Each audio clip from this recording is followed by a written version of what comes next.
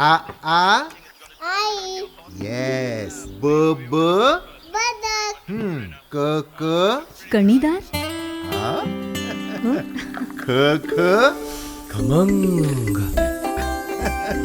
ग ग गोकुळतू. हा. अगदी घरच्यासारखं. कणीदार खमंग म्हणजेच गोकुळ तूप. नौसेना दिनानिमित्त पंतप्रधान मालवण दौऱ्यावर येत आहेत. त्यांच्याकडे सिंधुदुर्ग जिल्ह्याच्या किंवा कोकणच्या विकासासाठी भरीव निधीची मागणी करण्याचं सोडून या ठिकाणच्या रस्त्यांच्या कामांच्या चौकशीसाठी तक्रार करणार असल्याचं भाष्य खासदार विनायक राऊत करत आहेत. त्यांच्याकडून अशा प्रकारच्या राजकारणापेक्षा दुसरी अपेक्षा न केलेली बरी, असा उपरोधिक टोला भाजप जिल्हा उपाध्यक्ष विजय केनवडेकर यांनी केलाय. शिवाय खासदार राऊत यांनी 10 वर्षात काय केलं असा सवाल देखील केनवडेकर यांनी उपस्थित केला.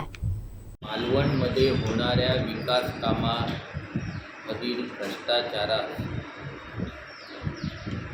माननीय पंतप्रधान यांच्याकडे तक्रार करणार अशा प्रकारची प्रेस घेऊन नागरिकांची दिशाभूल करण्याचा प्रयत्न केलेला आहे. माननीय खासदार प्रोटोकॉलप्रमाणे पाहिल्यास लोकसभा मतदारसंघाचे प्रथम नागरिक असल्यासारखे आहे. यांना संसदेने घटनेने दिलेले अधिकार न वापरता पंतप्रधानांकडे अशा विकास कामाची चौकशी करा म्हणून मागणी करणे हे खरोखरच हास्यास्पद आहे. माननीय खासदारांनी या संदर्भात जर ह्या विकास कामांमध्ये भ्रष्टाचार होत असे वाटत असल्यास त्यांनी त्याच खात्यामार्फत होणाऱ्या सक्षम अधिकाऱ्यांना ताबडतोब घटनास्थळी बोलवून त्याचा पंचनामा करून त्यावर कारवाई करण्यास भाग पाडले पाहिजे होते. असे न करता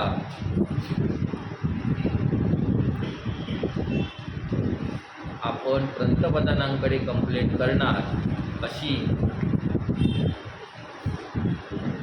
प्रसिद्धी देऊन मार्गस्थी केली. माननीय खासदार साहेबांना माहिती पाहिजे, देशातील महनीय व्यक्ती ज्यावेळी कार्यक्रमामध्ये उपस्थित राहण्यासाठी येत असते त्यावेळी राजशिष्टाचार म्हणून काही गोष्टी ह्या विकासाच्या दृष्टीने कराव्याच लागतात, प्रशासनाला कराव्या लागतात तातडीने. आणि ह्या प्रशासनाने करत असताना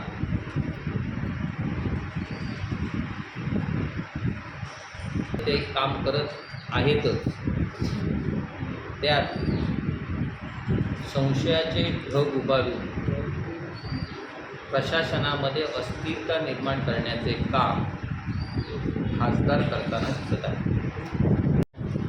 हे या मतदारसंघाचे 10 वर्ष खासदार म्हणून या ठिकाणी जनतेतून निवडून गेलेले लोकप्रतिनिधी आहेत. देशाचे यशस्वी पंतप्रधान मालवणमध्ये नेव्ही डेच्या निमित्ताने येत असताना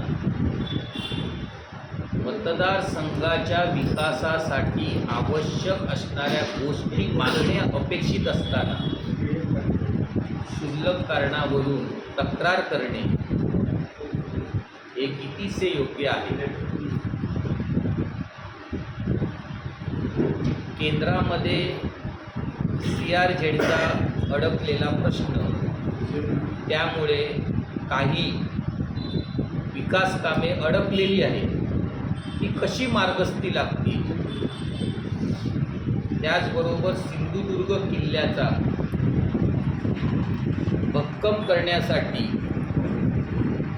भक्कम असा विकासाच्या दृष्टीने निधी मागण्या व्यतिरिक्त एखाद्या कामाची चौकशी करणे अतिशय योग्य आहे हे सांगणे अपेक्षित आहे.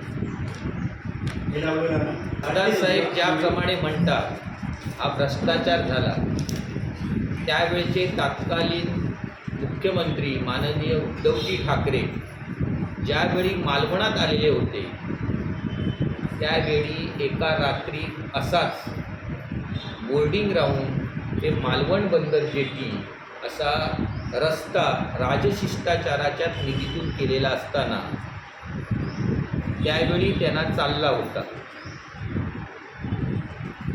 आणि आता ह्या राजशिष्टाचाराच्या निधीतून हा जो कामं होत आहे त्याच्यामध्ये त्यांना त्यांच्याच कार्यकर्त्यांना न मिळालेल्या कामामुळे ही अस्थिरता निर्माण करण्याचा प्रयत्न या ठिकाणी केलेला आपल्याला निदर्शनात येतो. साहेबांनी कामाची चौकशी करणार म्हणून सांगितलं. 100% ह्या विकास कामाची चौकशी करा आणि त्याचबरोबर DR कन्स्ट्रक्शनने राजेंद्र ढाके याने सिंधुदुर्ग जिल्ह्यामध्ये केलेल्या बोगस कामाची, मालवण शहरात तालुक्यात केलेल्या बोगस कामाची पण पूर्णपणे चौकशी करा. सिंधुदुर्ग जिल्ह्यातील 70% कामं घेतली आणि त्या 70% कामातली 65% कामं बोगस निघाल्यामुळे यांना पूर्णपणे PW सार्वजनिक बांधकाम खात्याकडून बॅक लिस्टेड केलेले कॉन्ट्रॅक्टर आहे. आणि ह्याला सपोर्ट करणारे कोणाचे लोकप्रतिनिधी होते, कोण करत होते, ते परिपूर्णपणे भारतीय जनता पार्टीला माहिती आहे. टक्केवारीमध्ये कसे अडकलेले होते हे पण माहिती आहे.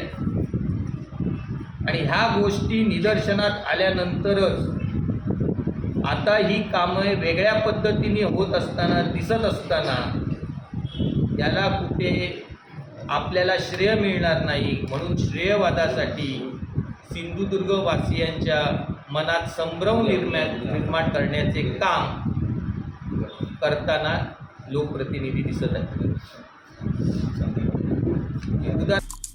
आमचे दिवसभरातले सर्व अपडेट्स, ताज्या घडामोडी आणि थेट लाईव्ह पाहण्यासाठी सबस्क्राईब करा, लाईक करा कोकणचं नंबर 1 महा चॅनल कोकण 7 लाईव्हचं YouTube चॅनल.